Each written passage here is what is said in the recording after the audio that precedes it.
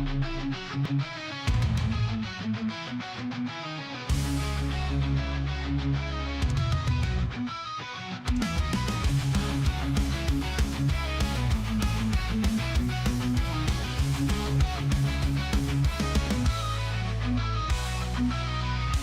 lost in darkness, searching for light. Every step forward feels like a fight. Shadows of doubt creep in my mind, but I refuse to surrender. I must find a way to rise above the pain, to overcome, to break the chains. My existence is a test of will. I won't be broken, I'll stand still. The weight of the world crushes me down. Fear and uncertainty all around. But I deep find inner strength to face the trials length by length.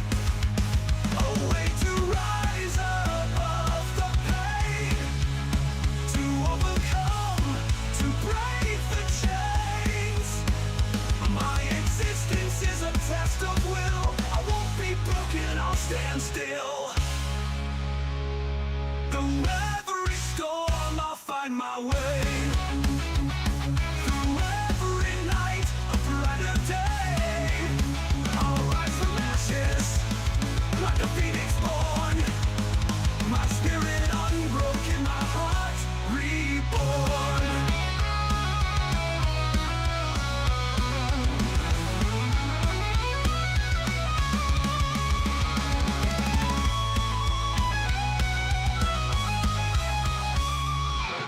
I've walked through fire and emerged scarred, but wiser, stronger, and unmarred. My existence is a test of will, of trials overcome, of a soul made bold. The way of the world's above the pain, to overcome, to break the chains. My existence is a test of will. I won't be broken, I'll stand still. Oh, made bold. Through every storm, I'll find my way. Through every night, a brighter day. I'll rise from ashes like a phoenix born. My spirit unbroken, my spirit unborn.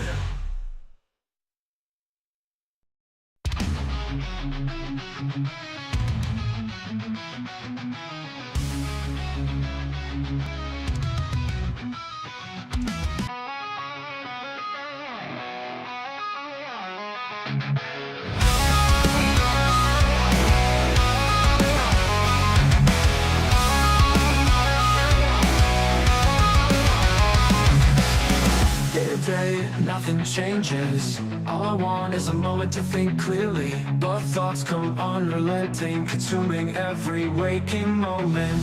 My mind binds me and I can't escape. I shout for help, but no one hears me. One day I feel I'll just disappear. Lost in this chaos, I'm searching for peace. Hey, greetings and salutations, everyone, and thank you for tuning into the Dirt Sheet Radio presentation of CJ and Tyler's Weekend Wrestling Roundup with a W. I am Tyler, the Pro Wrestling Hipster, joined as always by... Figure out more of my audio stuff. Yeah, I called it. We talked about it before, but that echo thing that we were having on Monday, when we go live, it just seems to decide for itself that it wants to happen. So had to figure that out. But yes, welcome to another weekly wrestling roundup with a W. And oh my God, hell of a breaking news bulletin from John Escudero. You see what he put in our NXT chat? Ryan Nemeth is suing AEW and CM Punk. That is all I know at this time. That there was no reason included. Why would? Oh, okay. You know what? This makes slightly more sense in my head. I somehow misheard you as saying Nick Nemeth, and I'm like, why the hell is Nick Nemeth suing? You said Ryan, right? Right? Yeah. Yeah, Okay. Yeah. Ryan Nemeth, Um. AEW, I CM Punk. I do remember there being some friction and some issues spoken about between he and AEW management. I don't really recall that. You know, the news cycle in wrestling moves so darn fast. You know, that was like a year ago or so, maybe even longer. So I'm using Wrestle Talk as the source who is sourcing Fightful, saying that Nemeth has filed a lawsuit in Los Angeles Superior Court with AEW, CM Punk, and Tony Khan listed as defendants.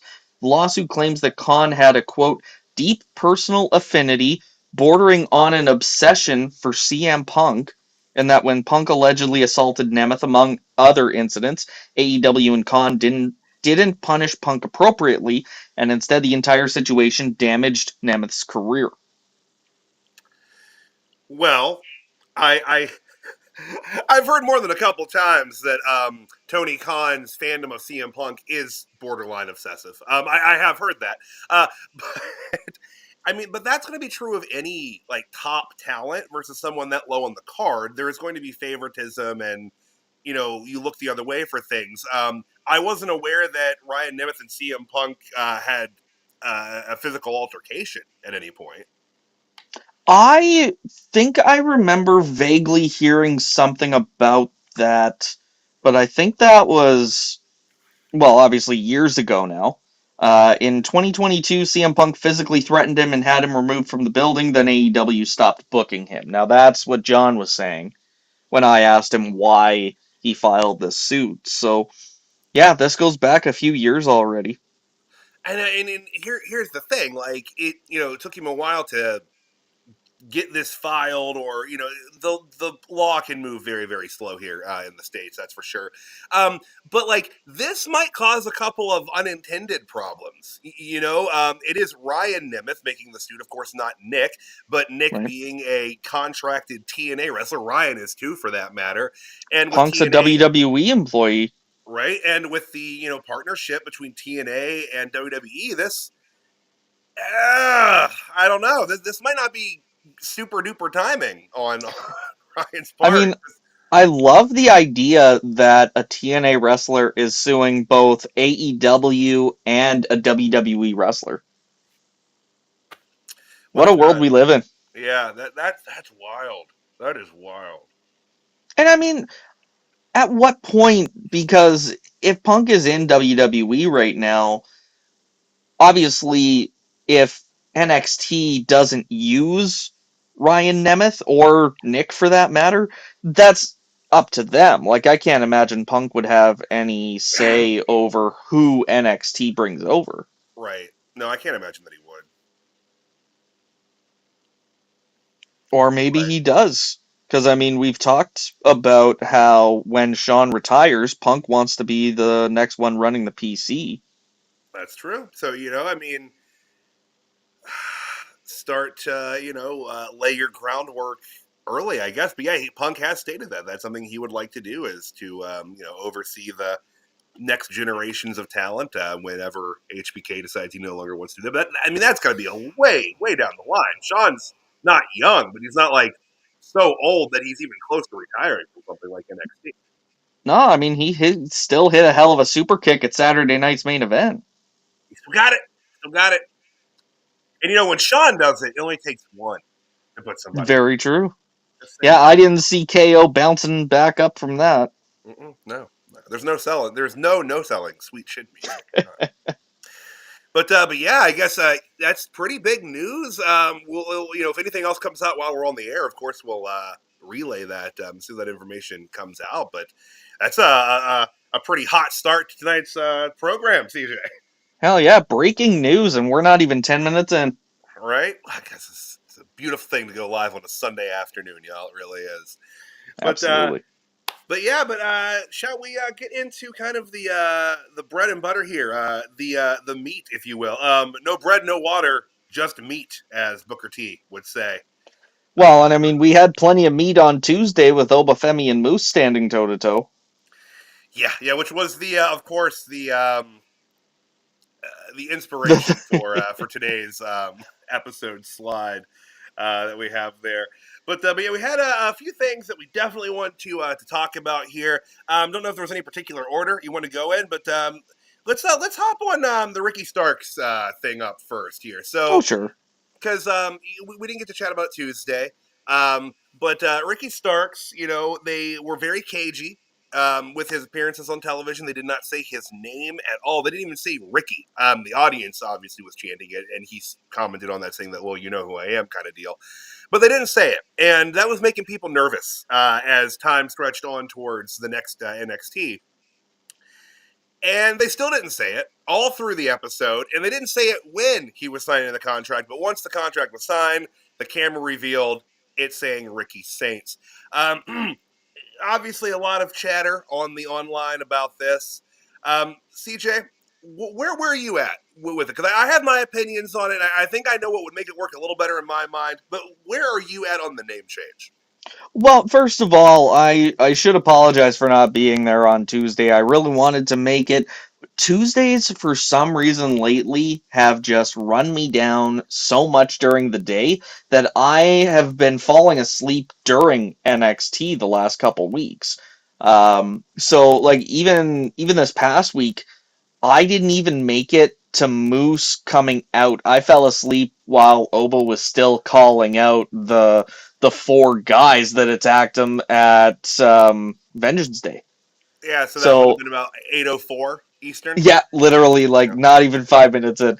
But Ricky Saints, I mean it's not even it's not even a big change. It is a fairly small change at the end of the day.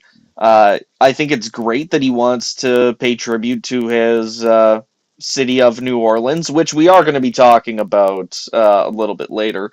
But I think obviously like there's obviously backlash whenever someone has to change their name Mm-hmm. when they go to WWE. I mean, we Right. talked about it with when Lexus King became Lexus King, and the thing that I don't understand, and I don't know if it helps me not get on board or get on board any easier, but why the selective name changes? Because I mean, like we see Ricky Starks doesn't get to keep his name. Hey, Randy, Ricky doesn't get to keep his name, but Ethan Page did.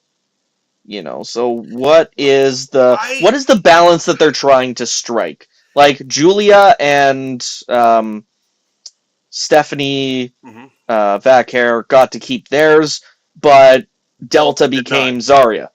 And they did say with that it was a copyright issue with so many things using Delta. Oh, sure. So Then I get that that, makes sense.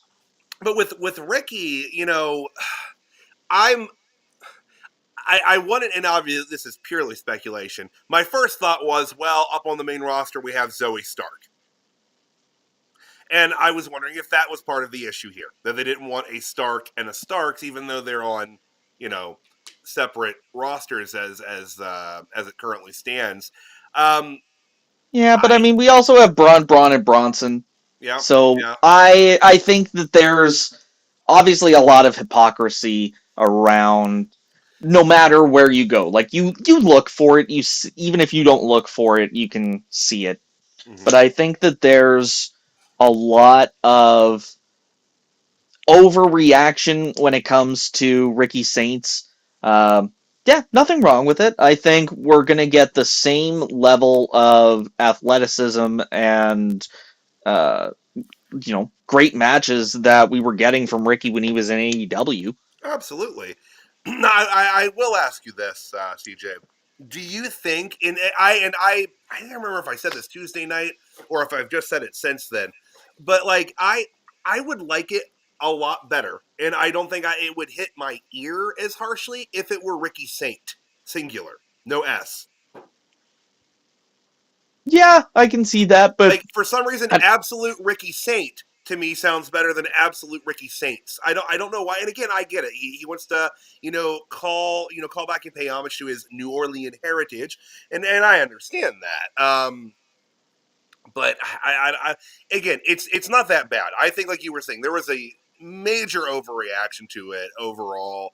There are far worse names out there. In fact, like the list of them that we saw that they had just copyright or trademarked, such as Trill London.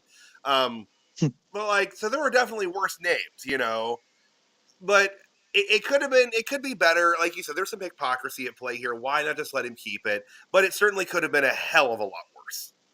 Oh, 100%. Like we were talking in the group chat about some of the names on Evolve, and like there's a guy apparently named Swipe Right. Wait, that Like wasn't a who the typo? hell was it, a typo? I assumed it was. That's really No, like somebody's name? I don't think we had any clarification that that it was.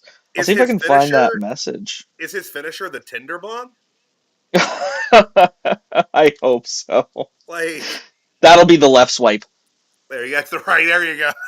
But I mean, My Zeta God! Steele, Right swipe, Arya ghosted him. Bennett, Layla Diggs, Swipe Right, Shawn Legacy, and then of course we know Keanu Carver and Brinley Reese. Yeah, and there was another one that you said on there that was a level up person. What were the first couple names Was on that that list? Zeta Steele? Yeah, Zeta Steele. Zeta Steele Yeah. did some level up. Yeah, yep.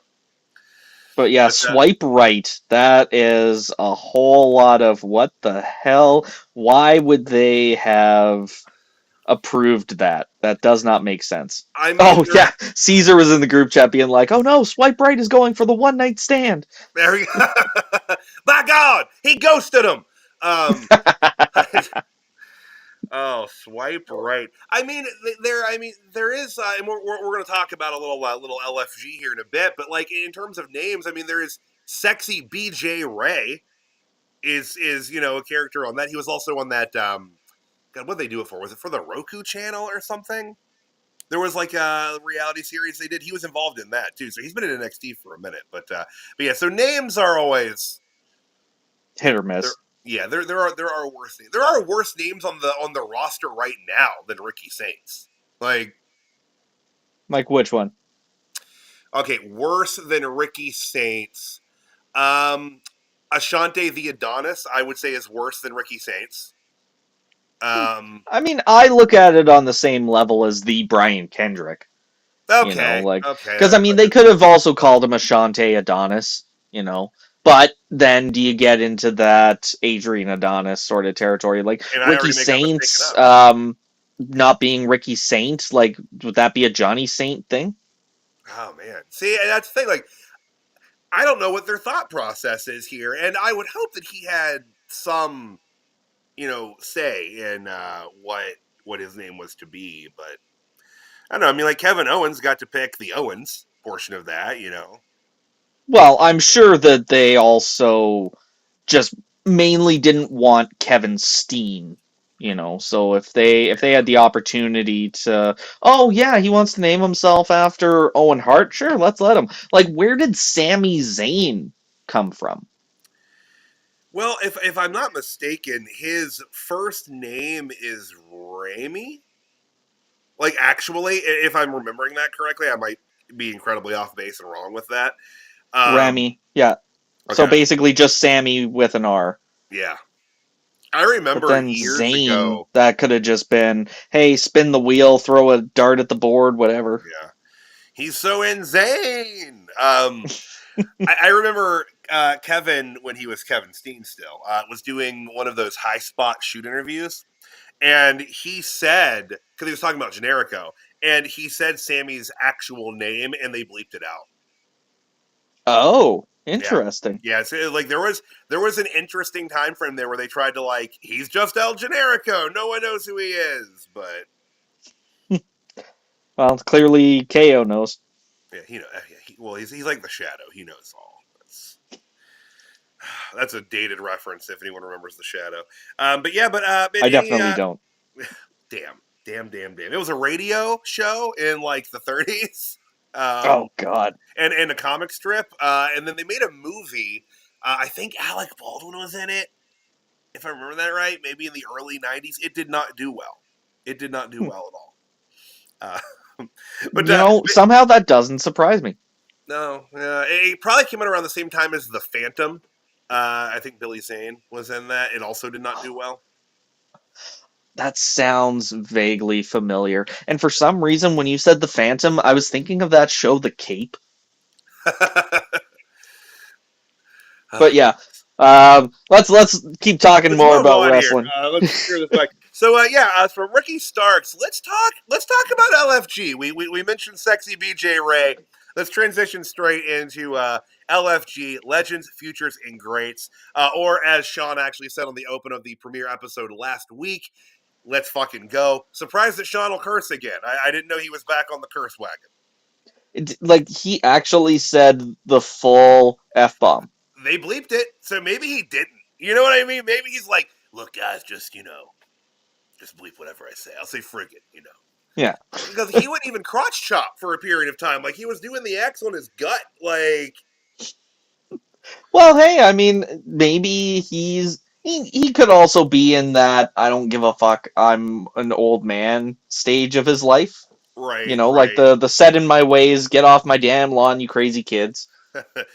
Oh, As he's talking to like the NXT stars, get off my lawn, you crazy and then Cora and Roxy just run the other way. they're TPing his house. Like, screw you, old man Michael! Old man Michaels. Old man HB Shizzle. Oh my god. Well, I've said this before. The fact that we still call him the Heartbreak Kid is a little disingenuous. Heartburn guy. Well, definitely not breaking any hearts, and I can't remember the last time anyone would have called him kid. Here's No. looking at you, kid. Yeah, no, it's certainly been a minute, but yeah, on the LFG, I have to say I really enjoy the structure and setup of it. It's it is a kind of a natural evolution from the Tough Enough format, but it doesn't feel quite as over the top or hokey. I did see that clip that they posted, the match between, um, who was that? Cutler James and someone else? So that I think that might be a bit for tonight's episode. I think last week the two were shoot. I know Shiloh Hill was in one of them. Love Shiloh Hill. That guy, Shiloh Hill. You know what? Can we talk about Shiloh Hill for a minute? Yeah, we sure Because can talk about Shiloh Hill. I sent you the clip this morning. If you haven't had the chance to look up Shiloh Hill's YouTube channel, it is absolute gold. And even his Instagram, like his Shiloh Hill branded Instagram, because the YouTube is under his real name, but he posts the weirdest shit about the dark web on his Yeah, social medias, and it is so funny. yeah.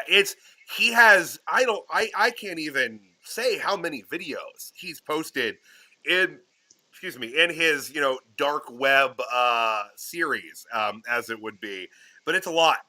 He's done a Well, the lot. one and like the one that I shared in the group chat today was talking about this reality show, which is like Love Island, except it's set in the Florida correctional system.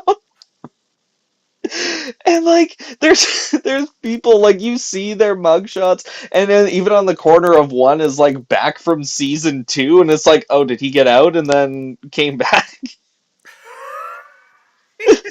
He's a repeat offender. He's a Yeah, repeat offender. Oh my god, yeah. but But he's a character. He really is, and like he shows a lot of range in what he's capable of, which is good and bad in a lot of ways. Like it's probably better nowadays because once upon a time, if you showed any sort of modicum of comedy ability, Vince was just gonna pigeonhole you right into that. And or even if you didn't, he didn't like you, he would shove you into that comedy role anyways. yeah, Like the Revival, the last few months of their career in WWE. yep. Oh God, that was and bad comedy too, not just like comedy, like absolutely atrocious comedy at that. The back shaving, the hokey trip over the SmackDown set, like Jesus, just yeah, awful. it was bad. Just so anyone knows, this is Shiloh Hill here. Just I was grabbing a picture of him there, so you guys see who put a face while we're talking about. Oh, he's wearing his bridge there. He is missing a pretty massive gap in his teeth there, which he didn't have that bridge in during LFG. Um, but yeah, but I mean, in the episode too, he went out there and they had them. And again, I love the setup of this. It kind of shows it's a little inside baseball, but it does show all aspects of the kind of becoming this character. And he goes out there and they have like kind of a promo bit where they're doing a quick promo in front of the trainers The and coaches legends. there. Yeah, the legends. I that's one of those terms I have a hard time using it all the time. It's kind of like how now I will say superstar kind of regularly, but it took me like a decade of having superstar beaten in my head. No disrespect, but when I hear the word legend, I yeah, I'll apply it to the Undertaker in that group. Sure, absolutely. Mickey James? Yeah, yeah. I start to get a little dubious of using the term legend right now when it comes to like Bubba. Hey, he is a legend in his own right. You know, tag I team thought you were about to star say and he's a single, legend in his and own. I like was gonna say legend in his own mind. I think he's still.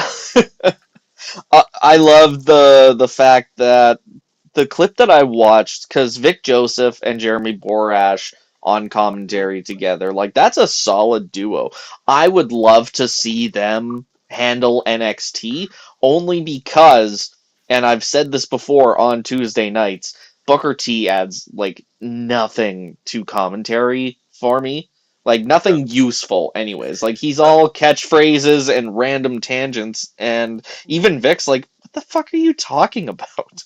but he's very good in a role like this, in a role like what he's doing on LFG, or even like 100%. the yeah, or even like the pre-show pay-per-view things with like the round table stuff. Like he's great on that.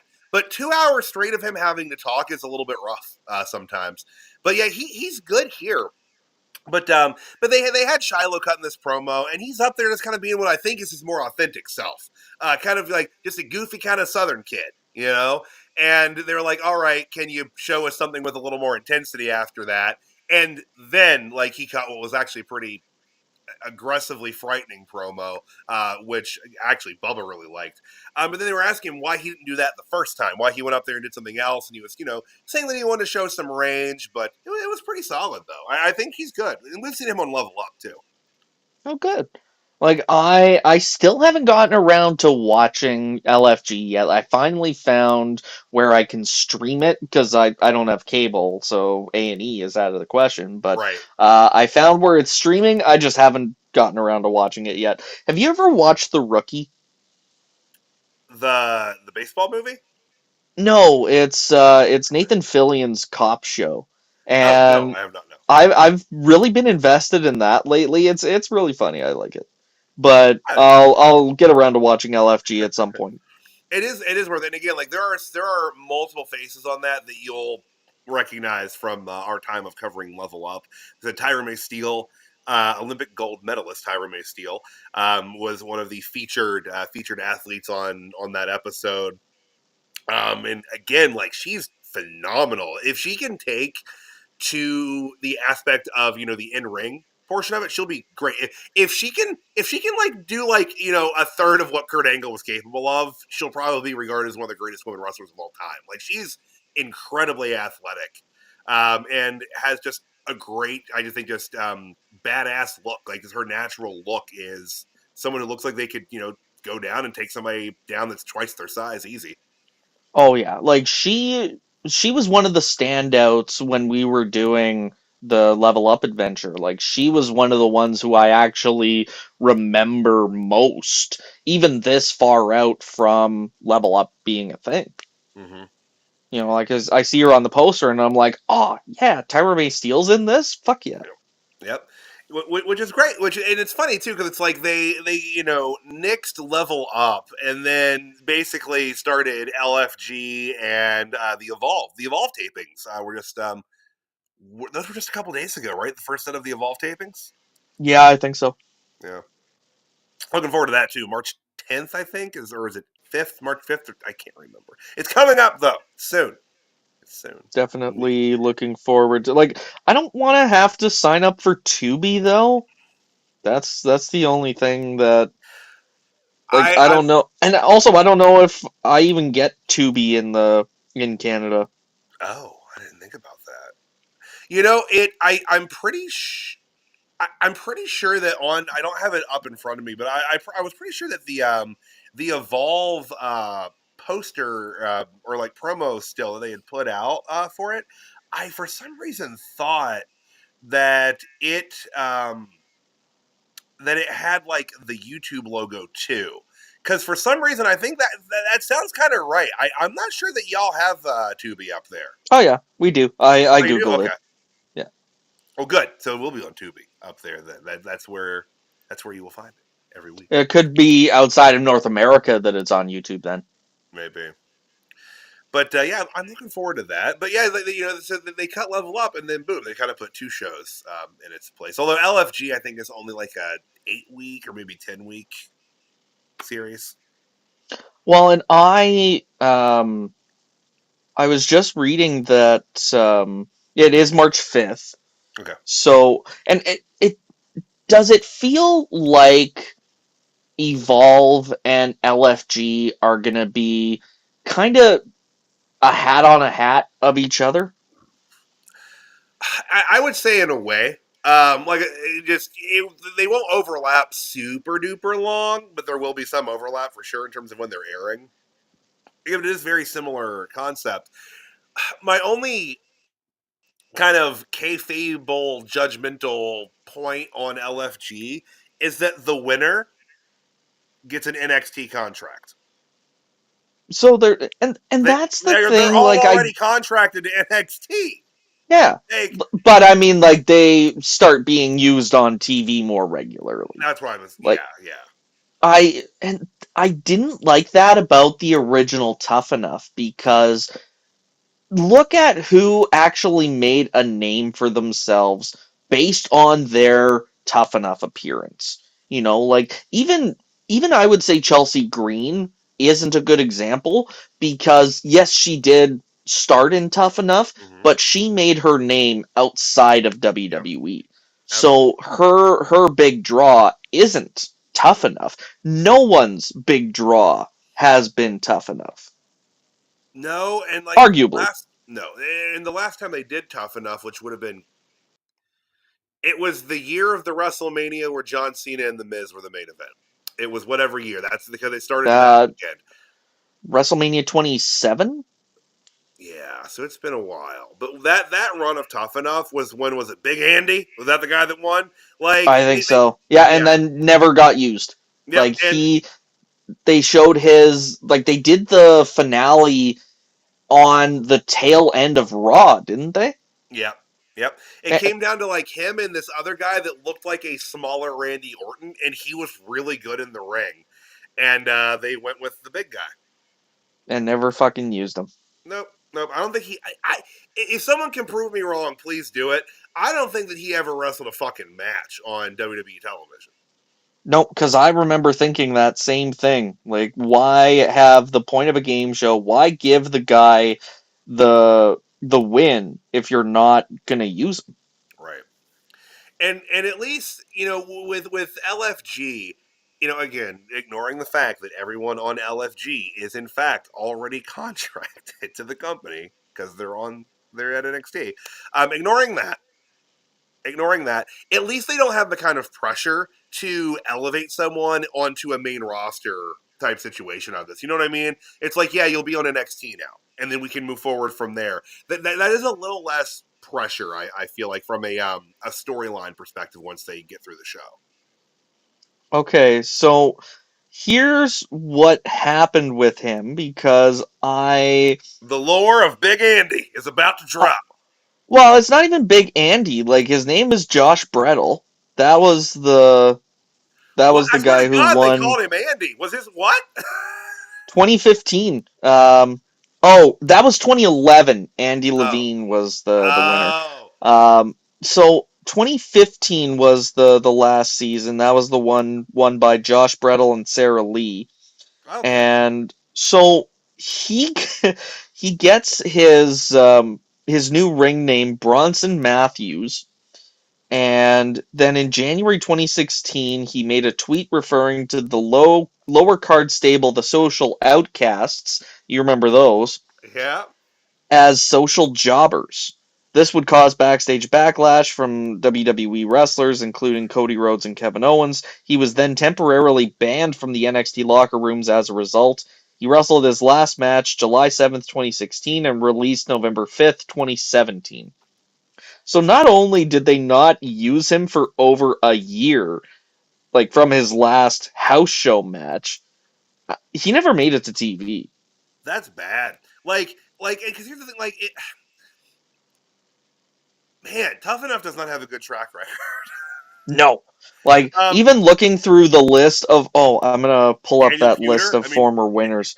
if Yeah, if like, if we're talking about Tough Enough, you gotta talk about Daniel Pewter trying to kill Kurt Angle. okay, so the two winners in 2001, Maven and Nydia.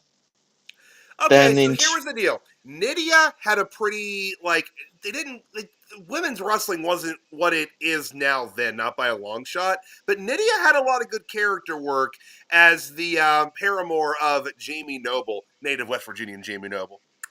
oh, sure. But I mean, like, But that was still her only accomplishment. yeah, and Maven, let's see, his big spots were winning the hardcore title and eliminating the Undertaker from the Royal Rumble, and then subsequently getting the absolute shit knocked out of him by the Undertaker for the rest of the Royal Rumble match outside of the ring through the building. hmm And then he Uh, broke his femur.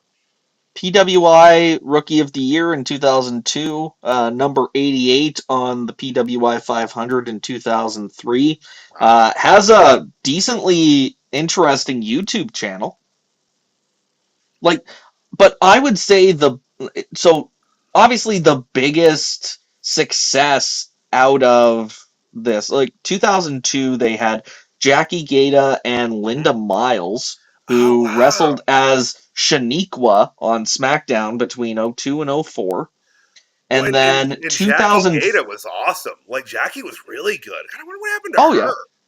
yeah, she retired in 2011. She still married, Um, wasn't she with Charlie Haas? I think she was, yeah. Yes, they divorced in Oh, 2020. well, that's sad. She won Knockout of the Year in 2005, and Wrestling Observer Newsletter awarded her Worst Worked Match of the Year. From a Raw in 2002, she tagged with Chris Nowinski against Oh, Bradshaw and man. Trish Stratus. -5 stars from Dave Meltzer for that match. Pretty much. But like 2003, Matt Capitelli and John Hennigan, who Oh, obviously shit. John Morrison, Right. Johnny, whatever the fuck you want to call him. Johnny Nitro, Um, Johnny Mundo, Johnny Television. He's just a lot of Johnnies, guys. yeah. Johnny Ray, who wants to know? That's a dated reference. God, Johnny Mundo. Johnny Mundo. And then 2004, Daniel Pewter. 2011, Andy Levine. 2015, Josh Brettel and Sarah Lee. So Wow. So did the nobody. Pewter incident make them want to not do the show anymore? Like, 'cause I can see because that. yeah, because he really went into business for himself. Putting I can't remember what hold he locked Angle in. It might have been like a Kimura or something. I I think so, yeah. He could have broken his arm, and then of course they They had right to be after. like, oh no, we pinned his shoulders to the Yep. ground. Motherfucker, no, you did No, not. you didn't. And then they put him in the Royal Rumble. He goes in the Rumble, and they send out God. Who'd they throw him in there with? Benoit Hardcore Guerrero and Holly. Hardcore Holly. And they just beat his ass pillar to post, and then he wasn't in the company too much longer after that. No, actually, hang on. Let's see if I can track that too. Like, Because holy that, shit. because that was and he could have probably been something. Honestly, like he probably could have been a pretty big name for them and drawn some money if he didn't go into business for himself and try to break Kurt Angle's arm. Like, what was He he trying to still prove? he went 8-0 in MMA. I mean, I'm not taking away. I'm not saying the dude ain't a legit badass, but like that tanked his pro wrestling career. Mm-hmm.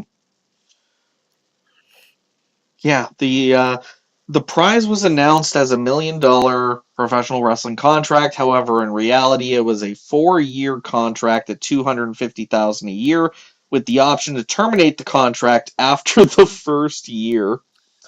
So on the it was a double leg tape. Oh no, that was I was just reading this article. Of him Um, of him taking down Kurt Angle. Well, he put down another rookie, Angle had, and actually he ended up breaking the guy's ribs Oh, with a double leg takedown. but on Um, purpose, or was it? Because there's a difference between inadvertently hurting someone in a wrestling match and then injuring someone on purpose. Like that's a pretty that's not even a thin line. That's massively different. Those are miles apart. well, here's what his Wikipedia page says. There was a November 4th episode of SmackDown taped in St. Louis. It was an unscripted segment of Tough Enough where Kurt Angle challenged the finalists to a squat thrust competition, which was won by Chris Nawrocki. And so the prize, if you can call it that, was a shoot match against Angle. Angle took Naraki down with a guillotine choke, but Naraki made it to the ropes. He then took him down with a double leg takedown, broke his ribs, had another guillotine choke on him, pinned him in the process. So he challenged the other finalists, which was accepted by Pewter. Uh, However, in the process of Angle taking him down, Pewter locked him in a Kimura lock. With Pewter on his back and Angle's arm locked in the Kimura, Angle attempted a pin, and one of the referees in the ring, Jim Corderas, quickly counted 3 to end the bout, despite the fact that Pewter's shoulders were not fully down on the mat, bridging up at 2. And yeah, he had a match against The Miz, which, he didn't even win that year, but The Miz was in 204 Tough Enough too. He Wow. had a match at Armageddon in a Dixie dogfight, whatever the fuck that means. So Yeah, and let me guess. Armageddon that year was probably in one of the southern states. If it was a Dixie dog fight, like was it somewhere like Tennessee or something? that was the Atlanta suburb of Duluth, Georgia. Okay, we were So in that Duluth. tracks too. Yeah, that works. That works. Okay, well, Miz didn't win, but could you say that the Miz is probably the most successful Tough Enough competitor? Oh, 100%. Competitor by far, and then Morrison is the most successful winner. Yeah, I think that is absolutely a fair statement. Wow, wow. So Daniel Pewter just ruined the show for everybody for years after that. Well, and we did say that there was a option for him to get released after the first year, and that's exactly what they did. They cut him in September 2005 as a cost-cutting move. He was given the option of signing a development contract and transferring to Deep South with less pay, but he declined. Okay, okay, and so ended Daniel Pewter's career in WWE. Hmm. Yeah, and again, like that's such just like that's one of those little stories in that era of wrestling that's just so fascinating. That why someone would do that. And I don't know that I'm sure he's been interviewed since then. He has to have been, and I'd Oh be yeah. I'd be curious what his thought process was in that moment exactly. But They do quote a couple different articles, but not about that match with Kurt Angle. It was basically just his time in OVW, and he actually badmouthed OVW a little bit. He's like, there were the same 20 people there every time. They all looked the same. They all had maybe 3 teeth each, and they all had the same name. Finally, one night I walked in and saw all the inbreds and thought to myself, what am I doing with my life? Kenny Bolin had something to say, so he didn't have a lot of good things to say about Daniel. He said, I also remember Daniel cried like a baby the day he was released from WWE. Daniel may want to reflect back on his OVW days more accurately and appreciate any fans who took the time to come and see him in the future. Jeez. Okay. So at that time, I wonder who. Wow. Like that. Jeez. I forgot. First of all, hadn't heard Kenny Mullins' name in a while, so that's Mm-hmm. a little blast from the past. There, hearing Kenny's name. Um, but yeah, that's not a good way to ingratiate yourself to talent or No. management. Calling everybody you're working with a bunch of inbreds at Ohio Valley Wrestling. He was in Ring of Honor for a couple months in Oh, '07. okay, Uh, okay, okay. he showed up at Final Battle 2007 to help uh, Larry Sweeney beat Claudio Castagnoli. He was on two more shows in January '08, but got released again due to budget cuts. Mm-hmm. He He probably was pissed somebody in. off. Oh, probably. Probably He Cornette. had. Well, I mean, it's easy to piss off Cornette. It is. Um, he was in New Japan for a little bit in 2010. Um, he got beat by Nakamura and then teamed with him in the 2010 G1 Tag League. His last match sounds like it was 2019. He teamed with Gangrel at his wrestling asylum in Miami. All right. I wasn't expecting us to hit into a Daniel Pewter deep dive today, but You know what, though? I love the fact that we got here from talking about LFG. right. And that's what that might be one of the most beautiful things about the structure of the Weekend Wrestling Roundup is that we have the leeway to head down these avenues, down Daniel Pewter Street, all the way to him tagging with Gangrel in his last professional match. Hey, maybe Daniel Pewter will make his way back to professional wrestling someday. You think so? Well, depends if there's anybody he pissed off royally still around. So Well, was that wasn't the same season as Triple H's your like balls when are out he was, comment. yeah, that one. That was a different season, I think. I think You know, hit the ropes. hit the ropes, do a bump, do a bump. That's what it was. Oh man, Flat back flat back, do a bump. By the way, your balls are when showing. your balls is hanging out. Oh That's man, so funny. good times. That was back when it was on MTV. That was God, that was on MTV. Sunday Night Heat was on MTV. Good times, guys. Heat was on MTV. I thought that was on Spike. They might have moved it. I swear it was MTV initially, but I'm gonna have to go. Now I'm gonna. All right, guess we're doing a deep dive on Sunday Night Heat too. Swear to God, if this leads to us talking about Velocity, I'm turning off the stream right now. I mean, if we're talking about Heat, we got to talk about Velocity. Velocity Heat, as I like to call them together, or Stevie Night Heat. I liked it when Stevie was the GM. Oh, okay. So yeah, it was USA Network from '98 to 2000, Okay, MTV from 2000 to 2003, and okay, TNN/Spike TV from 2003 to 2005. okay. So it moved around a lot. Did Sunday Night Heat? Now, where was? Oh, and then from after it left Spike TV, it was just webcast on WWE.com from September 30th, 2005 until May 30th, 2008 when it was ended. Wow, I can't believe that Sunday Night Heat was actually being produced until 2008. Right? Well, and that's when they started airing Superstars. Okay, so that kind of took its Kind of place took there. over. Yeah. I think that was when that happened. That seems like that would. God, 2008 though. That is. You know what they should bring back with all these Saturday Night's main events things they've done? Let's go in the more like gritty, hard edge direction. Let's have WWE bring back Shotgun Saturday Night.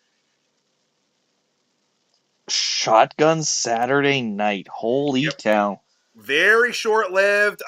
When people ask me why do they quit doing Shotgun Saturday Night, I like to say that they gave Terry Funk a live microphone and told him he could curse. And that's basically what happened. Like he's running to he's like, Vince, you old bastard. Like he goes really hard.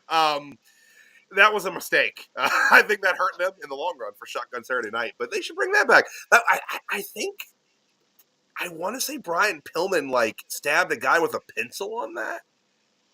That does sound like something Brian Pillman would do. Hey, a guy attacked him, and someone jumped the guardrail to attack him. If I'm remembering that correctly, and he grabbed a pencil and just like, and usually Pillman, according to himself, was fighting the pencil. He usually wasn't using it as an ally, but harking back to his ECW promos. But yeah, bring back Shotgun Shotgun Saturday Night from January 4th, 1997 to August 21st, 1999. You remember what replaced Shotgun Saturday Night? No. Jacked. I don't remember Jacked. Did they just name it that because of the action figure toy deal with Jack Specific? Oh, probably. Yeah. So WWF Jacked and WWF Metal were Metal. programs that both aired in Broadcast Syndication Weekly from August 28th, 1999 until May 19th, 2002, replacing Shotgun Saturday Night. They were replaced by Bottom Line and Afterburn in syndication. Who named these? Oh, the random name generator, 100%. Right? I mean, bottom line, I guess they were trying to capitalize on like the Stone Cold Association, but Oh, that could be. Hey, what do you think about bringing back halftime heat? I liked that, and that was specifically why I think I had the association of Sunday Night Heat with MTV, because I think that was on MTV when they did that empty arena match with Rock and Mankind. Yes. I think that'd be a great idea.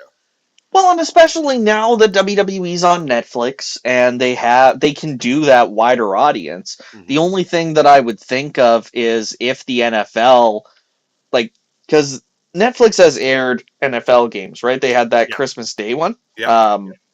I wonder if there is a possibility for that, if they're like, hey, we're going to do the Super Bowl halftime show, and then if you want to switch to halftime heat, take some traffic for a little bit, and then 5 minutes out from the rest of the game, here, switch back to the Super Bowl. Yeah.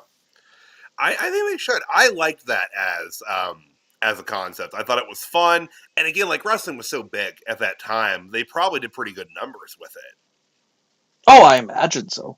Especially because they did it in 2019 in NXT. And, oh, really? Yeah, they had a 6-man tag team match. Here's a match for you. They had Johnny Gargano, Tommaso Ciampa, and Adam Cole taking on Aleister Black, Velveteen Dream, and Ricochet. Wow. Yeah. Wow. Yeah, they should definitely bring it back then. If they did it as recently as 2019, there's no reason to not do it next year for the Super Bowl. Well, to be fair, they've actually only done it twice. It should be more, but no, I dig it. I didn't even know they did it in 2019. I do not have recollection of that happening. Oh, sorry, they did it 99 and 2000, I think. Okay. Yes. The first one was the empty arena match between The Rock and Mankind. The one in 2000 featured an in-studio interview with Stone Cold Steve Austin as he recovered from neck surgery. Okay. They had the Hardy Boys taking on the Dudley Boys. Now, it says as well as the bikini contest, but it doesn't include any names, which leads me to believe this was 2000. Oh God, I don't even know who that would have been then. They weren't doing the. So if it was just that, then it would have been people that were contracted. This would have been like pre-Diva Search, right? Oh yeah, like this was 2000. Diva Search was like 2000. Was that 2003, 2004? Oh yeah, it was. Yeah, I want to say my senior year of high school was the first Diva Search. So that 2003 is when I graduated. But so if it was 2000, like what are we talking, like Sable and Jacqueline? Potentially. I Again, no names popping up here. I'd probably Just have that it to. happened. Just that it happened. Well, maybe Cage Match has something. If I just search Does Cage halftime Match heat. have the bikini contest results? Is that something they would? I guess they would, wouldn't they? Wow, I search halftime heat on Cage Match, nothing comes up.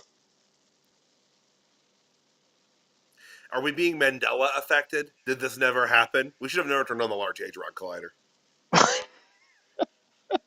There was no Velveteen Dream. Yeah, I mean I that's how I they can hope. behave. That's God. That's just like the old Vankin thing. I remember, we don't. I don't mention he who shan't be named an awful lot, but when they took Benoit out of the video game. For the story mode, for like the Mania story mode that was in that year's game, they replaced him with Stevie Richards. Oh my god. So, like, the triple threat for the WWE Championship in that game was Triple H, Shawn Michaels, and Stevie Richards. I see no weak link in that match whatsoever. No, none, none.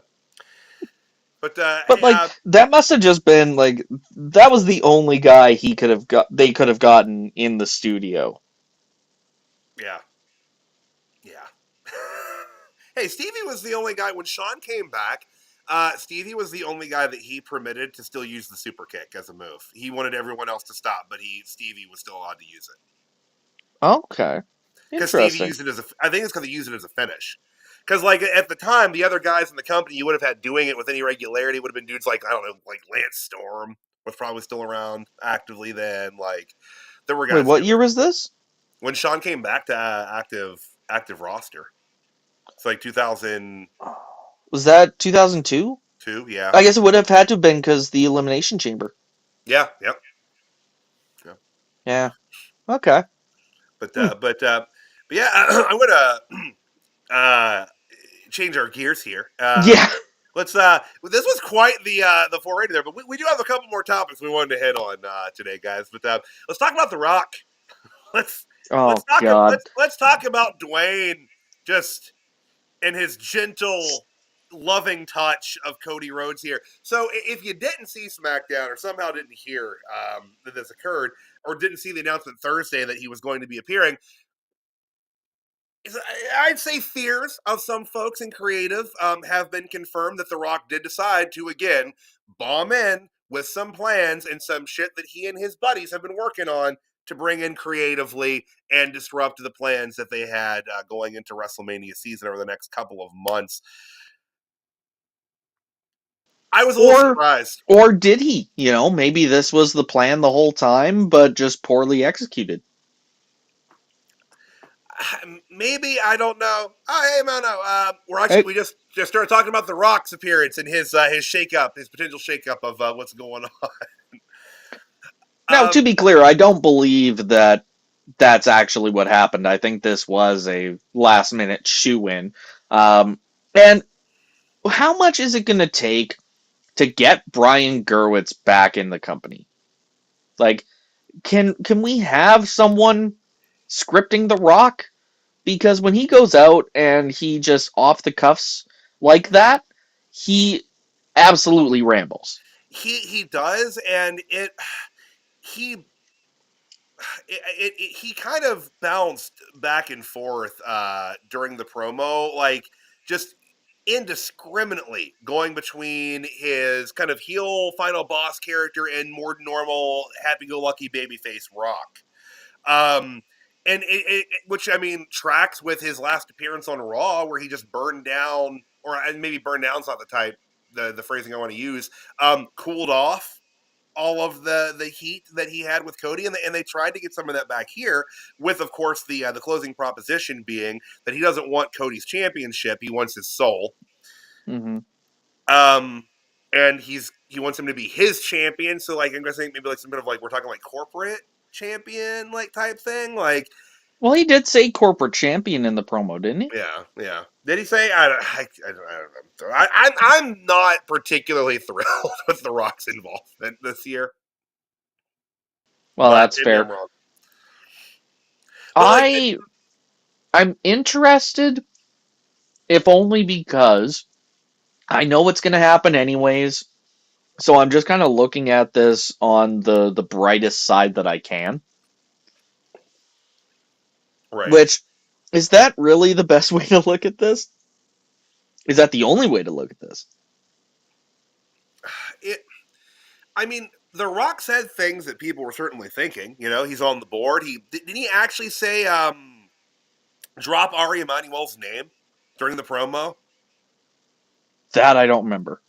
I thought he did. Like, I mean, and that's an endeavor. It's like a top exec. Like, you know what I mean? Like, he's making it clear that he is, like, in a lot of ways, corporate Rock here. But I, if I thought it was going to end in a match eventually, I feel like I'd be maybe slightly more on board. But if you saw the post press conference, Rock flat out said that the way that he feels about this and the way their characters are, it doesn't actually have to conclude in a match. And honestly, I think I appreciate the honesty. You know, like it sets the expectation that yeah, he doesn't have the schedule that an active competitor should have. He's busy in Hollywood and with his different business ventures. So Right. for him to take time away to prep for a match and train and choreograph whatever he needs to do to get through a match with Cody Rhodes that should be like the caliber of a WrestleMania match, that will take a lot of time. Mm-hmm. And if it comes down to okay, so do we want to talk predictions for what we think this is going to lead to at Elimination Chamber? Sure, sure. Because there's definitely a few different directions they could go with this, depending on what Cody decides. And we can talk about like obviously we've been on the internet, we've seen what theories have been speculating, some even saying that whoever wins the chamber, whether it's John Cena or most likely John Cena, or let's face it, it's probably going to be John Cena, um, that he takes the mantle of the Rock's corporate champion Mm-hmm. heading into this match against Cody Rhodes because he wants that 17th title and The Rock might help him win it. Yeah, yeah. The thing is, like, would that put John into a heel slot though, like aligning himself with a Rock that is posed against Cody, or is that going to potentially tip the scales and have people actually turn on Cody? Because you got to admit, with Cody Rhodes, that is he walks a line. He walks a Mhm. line of being that overly endearing baby face and then being the guy who created his own Codyverse and got the shit boot out of him in AEW. Like, there's always that risk that they're going to put him up against the wrong person and the crowd will turn on him. I think the boos from AEW were kind of an isolated incident. I think that he's definitely got a much larger supportive fan base in WWE than he did in AEW. Uh, Even though he started the company, like it's Right. weird, but I think that there's a possibility that the fans are going to want to boo Cena because one, they've always wanted to boo Cena, and finally we get the green light from the company. Like we're finally giving you a heel Cena run at the top of his game. Like yes, he had some heel runs in his early days, but that was even before Doctor of Thugonomics. So that Right. wasn't the Cena that we know. So to get a heel John Cena as world champion, that in itself is kind of exciting. And if it's not now, it's never. Right. Now, we talked about, like, you seem pretty sold on Cena. Is there a chance that they don't do this with Cena? That they don't push him towards that number 17, or at least they don't do it through here and don't have him do it at Mania.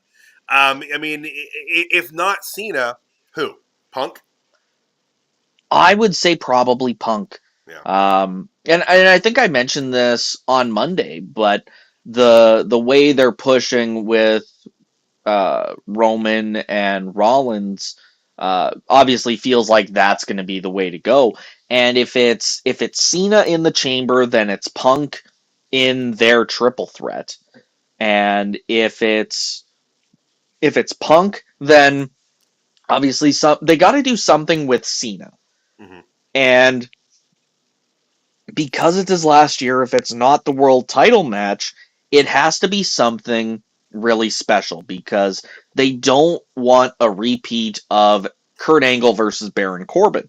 They Mm, want something that is actually going to pay off and respect the time that he has put into this company, right. which obviously he put in more time to WWE than Kurt Angle did.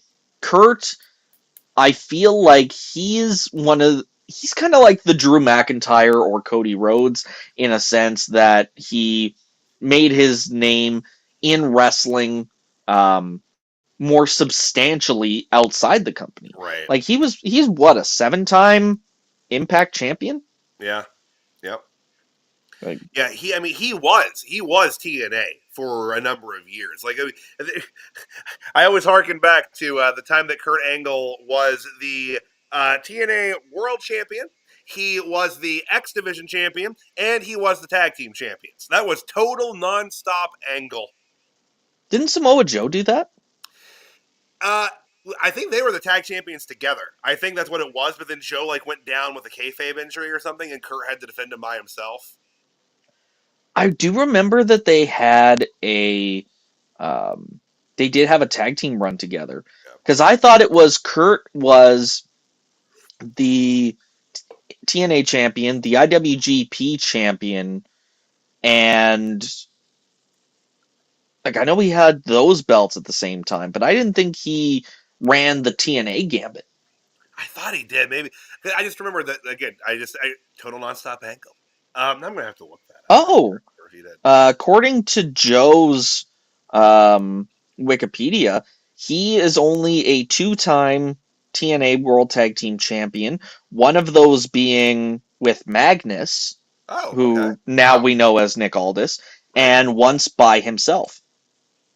So maybe I'm getting that mixed up then. Or did Kurt Angle hold the tag team titles in TNA? Did he also own Uh, them by himself? Did he beat Joe for this? Is that is potentially. deep Now I dive just got number to get 6 to today, Kurt's guys. That's where we're page. at right now. I think we're about number 6 right now. This is the deep 6. Add to the Baron Corbin reference, right? That's Oh God, how dare you!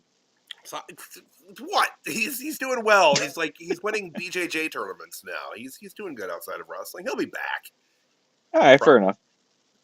Um, he did win the tag titles twice. Kurt Angle did. Once with Sting and once with AJ Styles. Okay. 6-time TNA World Champion. The inaugural TNA Champion. He did win the X Division title once. No NWA titles.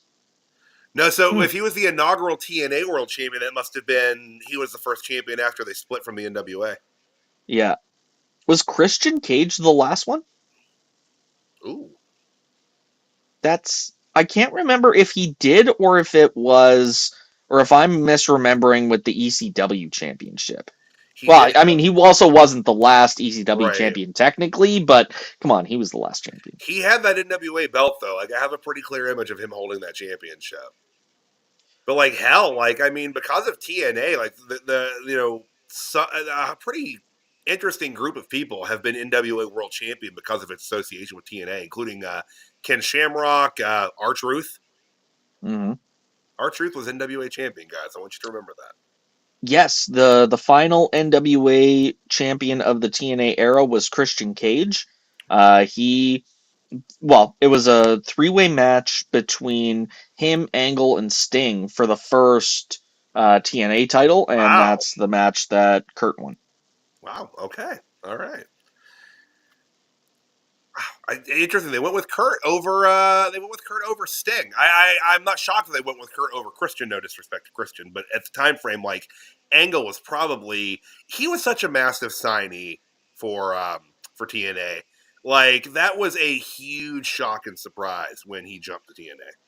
Well, and he did also that first reign ended like the next Impact. He was stripped of the title by Jim Cornette, citing a problematic finish to the title match. The ownership of the championship was decided on June 17th, 2007 at Slammiversary that year in a King of the Mountain match involving Angle, Cage, AJ Styles, Chris Harris, and Samoa Joe. Oh, wow. Okay. I didn't know that Yeah. Wildcat Chris Harris was that close to becoming world champion. I love the fact that Josh Alexander has both the longest and shortest title reigns of the TNA World Championship. Quite the dichotomy he has struck Oh yeah. with that. The But first reign was 3 minutes, and the second reign was 335 days. uh, that's quite the split there between reign times. But okay, so we kind of talked about the men's side of that. Just real quick, it's a little murkier. I feel like on the women's side. To me, the only obvious jump out would be Bianca Belair. Her being healed by the time Mania rolls around and taking on Rhea Ripley 1-on-1. Otherwise, I don't know who in this match you have win and go against Rhea Ripley, because I do not want to see Liv Morgan wrestle Rhea Ripley again. No, and unfortunately, I think it's going to wind up being something to do with Jade Cargill that rules out both Bianca and Naomi. Okay. If I'm right, I think it was both women that took Jade Cargill out. And that might be why Naomi was able to kind of sidestep into this tag team title reign. Because I Other than being part of the big three, but I do think that there's more to it than just Bianca, I think. Yeah. Well, and I kind of thought with Naomi's involvement and everything, if they wanted to go the route of having Bianca win here, and she's going to be easy peasy heel, with everything going on, you get her amped up to take on Rhea, and then you could have Jade and Naomi at Mania as well, and Jade can get through Naomi first, and then you have her set up, to take on Bianca a little bit further down the line. But it let them stall out the Bianca and Cargill match a little bit. Because, well, first of all, we also don't know yet for sure who did attack Jade. That's true. It's speculation, but I mean, but we also don't know who, or we also don't know if Jade's still injured and how severe, right? Yeah, they've been pretty wily on any information being released about that. There's a update from 5 days ago that was posted on Yahoo. Let me see what I can find. Recent reports, according to PWI Insider, Cargill was back at the Performance Center. The report also mentioned that WWE is close to finalizing creative plans for a return. However, her exact comeback date is still unknown. Now, obviously, it feels like we're ramping up to it because they are going back to the footage being shown on SmackDown, like they're referencing Jade Cargill again. So I think that we're sooner rather than later. Maybe it will be at the Chamber. Yeah. I mean, we're in Mania season. Everything's going to start getting kicked into higher gear, and they're going to start putting a lot more flame and fury behind these angles. Mm-hmm. So we'll just have to wait and see what happens. I think as far as who I actually think is going to win, this might be the chance to push Alexa Bliss. They are and I don't know what they're doing with the Wyatt Six. I don't think they know what they're doing with the Wyatt Six. Yeah, that's true too, unfortunately. Yeah. I think that it's not Roxy's time. No. I think that while it's great that she's getting this exposure at Elimination Chamber, I don't think she's going to get... she's going to have a good showing, but I think it's going to be she ultimately doesn't win. Bayley... I think what they're going to... Oh, sorry. Well, I feel like with Bayley, that is the WrestleMania match, her Mhm. versus Roxanne. Yeah. With Jade, it being Bianca and Naomi, and with Liv Morgan, it's kind of like you said, we don't need to see that again. We Nope. saw it all year. We don't need it at WrestleMania 2. Yep. Yep. Yeah. Again.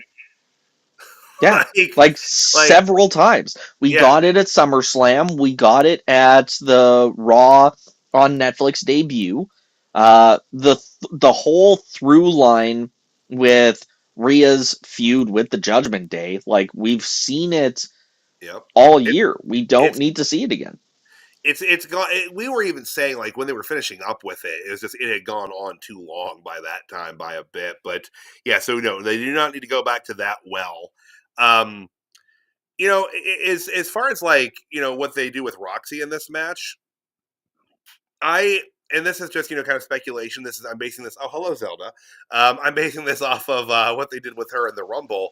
I think that they're going to have her start the Chamber and make it probably to the last three. Like have her be in there for an incredibly long amount of time. I think they're trying to position her to be the Iron Woman. Makes sense. Well, especially considering she's a wee little Former Shawn Iron Michaels, Survivor. right? I mean, and I feel like that's a good kind of path for her to take, given her smaller size, But yeah, I think you're right. She's going to have a great showing, but it's not time for her to win this yet. And I think her and Bayley having that one-on-one match at Mania is just going to be gold. Hmm.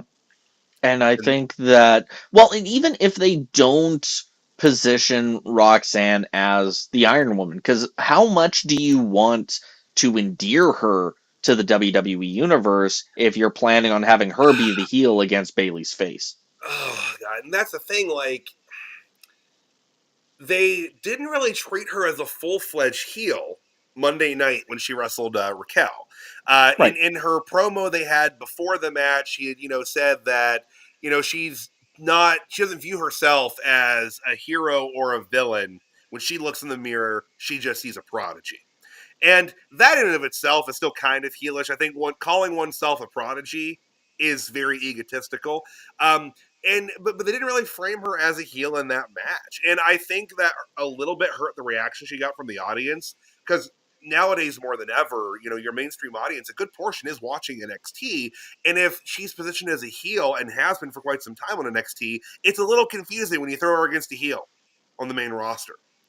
True, but I mean, we even talked about it how they did the same thing with Carmelo Hayes, Mm-hmm. and they endeared him a little bit during the U.S. title tournament, and then once he finished up with Trick in NXT, he's been a heel ever since. Right. Yeah. So I think that they may still go full fledged heel with Roxy when the time is right. Right. Do we know that she's done with NXT? Because she wasn't on the show this Tuesday. past week. Yeah. No, I mean, we might get a little, and I said this Tuesday night too, like we might get a little bit more of a clearer picture of that come this Tuesday. If she's not on this Tuesday either, I would wonder if they're going to make the move. But I really did want to see her get that program with Cora before she heads up Hmm. north, But I don't know. I don't know what their long term plan is here with her. I would almost rather her go up to the main roster as a face, just because I think she's a little more naturally slotted in that role. She's been doing, she's made great strides in her heel work and has really, clicked into it. But I feel like her natural inclination is to be a babyface. I can see that. Like, I think I've definitely said something similar. Like, even in the early days where she was struggling to find that part of her heel persona because she was such a natural babyface. Right. And she's, again, she's, smaller than a lot of the women on the roster. Her, the moves that she goes to are a little bit flashier and bigger. Pop rocks. Like we've talked when she first turned heel, I went on that ad nauseum about how she had to stop doing pop rocks for a while because it's a move that gets a pop. It's a big move, and it was kind of like when oh gosh, his name just fell out of my head. Um, I can't remember his WWE name or his actual name now. Pac. There we go, Pac. Like when he Oh, went really hard edge heel, he quit doing his finish off the top. Like he would tease it and then just jump down and not do it to piss the crowd off. That's heels deny people what they want. That's what they do. mhm. But she got into that. And she did tone back using pop rocks for a while, and she's kind of gotten back to using it pretty regularly. But man, I like her as a face a little bit more than a heel. Yeah, and like good on her being able to show that character depth. Yeah. But yeah, I have to agree. I think she is best slotted into that babyface role. So maybe this is, if they do a one-on-one thing against Bailey, maybe post WrestleMania they do that. Oh, you earned my respect. I'm going to take you under my wing, and Roxy kind of becomes this not pupil of Bailey's, but there is a mentor-mentee sort Yeah. of relationship between them. Like she can be a Bailey buddy. That's she can be one of Bailey's buddies. That's I drove past one of those inflatable tube men the other day, and first thing I thought of was, oh, that's a weird colored Bailey buddy. it's one of the ones that escaped her wrath when she slew them all on live television. Oh, God. Well, and it was all like, it was a black tube. It had like, the head was black and the face was white, and I'm just like, it looks like it's headed for the funeral of the original Bailey That's buddies. where, yeah, it's still in mourning all these years later. It's still very, very despondent about the whole thing. If I'm driving past it again today, I'll take a picture and send it to you so Excellent. so you can see what it looks like. Right on. Oh man. But CJ, that was we hit most of our big talking points here. Was there anything else that you wanted to touch on before we let the good folks tuning in go today? Well, did you give your chamber predictions? So I will say, we'll kind of pop back to it. I alluded to it a little bit. I'm not as sold on Cena winning that as I think a lot of folks are. I've been leaning more Punk to do that with him and Cody. But again, now I have absolutely no idea what my plans and thoughts are kind of thrown into the mixer here because I don't know what Dwayne's changing. Or do maybe this is the catalyst for Punk to win the chamber and then Cena to get added to the title match if he, flips out and is like, no, I should have won this match. I need this WrestleMania title match. I'll do anything. He sells his soul to The Rock. Mm-hmm. I'd be fine with that too. I'm not. If you can avoid the triple threats, I say avoid the triple threats. But it's Mania, they're going to do it as big as possible. And like you said, if they don't have Cena positioned in that title match, they have to find something pretty special for him to do otherwise. It's his last WrestleMania. Yeah. Like, what else can you have him do? Got to be the title match. Yeah, I don't know. Like as soon as they, put Jay with Gunther, because I could have seen them. We talked about this before then, but I could have seen them going with Cena in that position. Obviously, I think most of us thought Cena was going to win that, and that's what kind of puts me a little bit into question on him winning the chamber. Is that we were all, like 95% certain that he was going to win the Rumble, and then he didn't, and I wonder if they're going to pull the same thing on the chamber here and continue his kind of telling of, am I still good enough to do this sort of thing? Like, how long has it been since he won a match? How many thousands of days? Yeah, something like that. Like, it reminds me of when he went on his I need to face the Undertaker at WrestleMania bit for a while.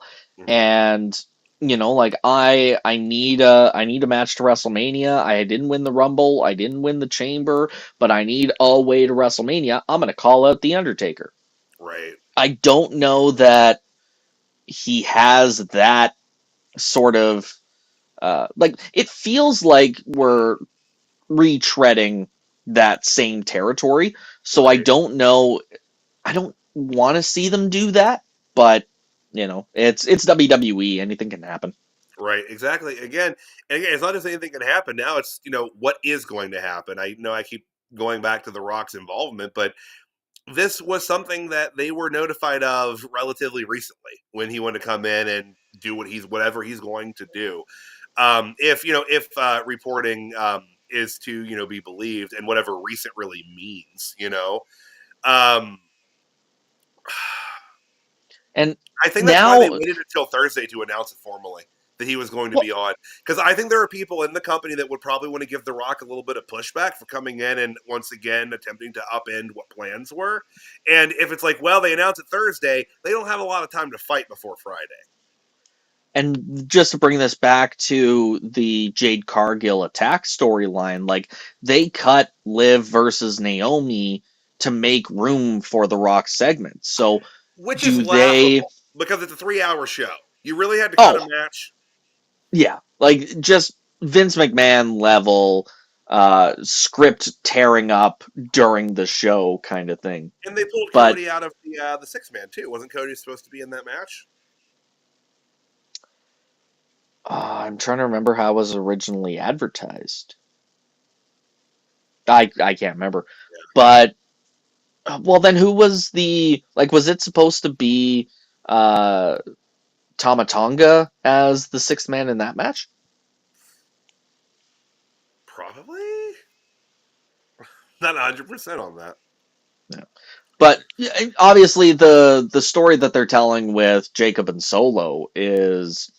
I'm glad that they still had the opportunity to tell that story, but with the Jade Cargill attack storyline, how comfortable are they in that it's like, oh yeah, we'll scrap it, we'll push it down the road, but the like they've only got one SmackDown now before Elimination Chamber. So Right. if they are going to do something, they didn't leave themselves a whole lot of room No. to do it. No, they did not. They did not. But I mean, if they want to, kind of speed it up and shoehorn it in everything this week, they could do it that way. If they want to just have Jade pop up in Toronto, that's certainly an option too. I think that coming back that way should probably get a pretty big surprise pop. Oh, for sure. Do you think it would happen in the chamber? They've done it before. They've had that's how talking about calling out the Undertaker to get to WrestleMania. Shawn Michaels, second, yeah. He cost Taker the title, and he came out from the grating, and that was that. And they went into that his what would be Shawn's his retirement match. He had the one in Saudi after that, but no, he didn't. That okay. match doesn't exist. That HBK didn't have a head of hair, so it doesn't count. Is that what we're saying? Yeah, like I don't remember seeing the Heartbreak Kid Shawn Michaels out there. I saw the Heartburn guy. NXT president of development Shawn Michaels out there. That was the Heartburn guy, Michael Hickenbottom. That's who that was. The Heartburn guy. Oh fuck. Gotta take that pride, But man. It's no joke. It's no joke. But yeah, I think that's pretty much covers everything we had to talk about today. That's a roundup with the W, guys. But yeah, I first and foremost, as always, I want to appreciate and show my thanks to everyone that tuned in live with us here today. We love you. Appreciate you. Can't hear a word you're saying. Can you hear me now? A little bit, yeah. Okay. A little bit. But if you enjoyed what you saw here today, I've got wonderful news. Dirt Sheet Radio is always on as professional wrestling never stops. We are here every single day of the week, especially when there's PLAs and such. But guys, we're here Monday nights for Raw. We're here Tuesday nights for NXT, Wednesdays for Dynamite, Thursdays for TNA Impact, Fridays for SmackDown, and of course, any sort of PLEs and things that happen on Saturdays, we're here for that. And then Sundays, obviously, CJ and are here. And also on Sundays, a little bit later today, guys, be sure to tune in for the 3NT show. They go live every Sunday breaking down the week in wrestling as they see to do it. And also on Wednesday nights, guys, I keep misspeaking here, but the AEW show is now tied in to the DSR the flagship. program every Wednesday night. So be sure to check that out that way. That's how they're doing that now. You get used to saying things a certain way, you know? But CJ Carter, where can the folks find you next? Oh, I usually have it in my, like, underneath my name. At CJ Carter 22 on Twitter. Really hoping to be here this Tuesday to break down what is an incredible history-making episode of NXT. 2 TNA championships on the line on NXT television. Massive. The Hardys return to WWE. Moose's introduction to the NXT universe in ring. It's going to be a hell of a show, and I'm really looking forward to talking about it. I am not going to be here, unfortunately, Saturday for Elimination Chamber, and next weekend we won't have a weekly wrestling roundup. I've got work, and the hipsters got an anniversary to celebrate. That's true, wedding anniversary next weekend, so I probably won't be around for Chamber, but otherwise, you can catch me out Monday and Tuesday for Raw and NXT, and also at the Pro Wrestling Hipster over on Facebook, after you follow Dirt Sheet Radio on all avenues, guys. Thank you so much for tuning in live, and we'll be back soon live, guys. We'll see you then. Hell yeah. Yeet. Yeet!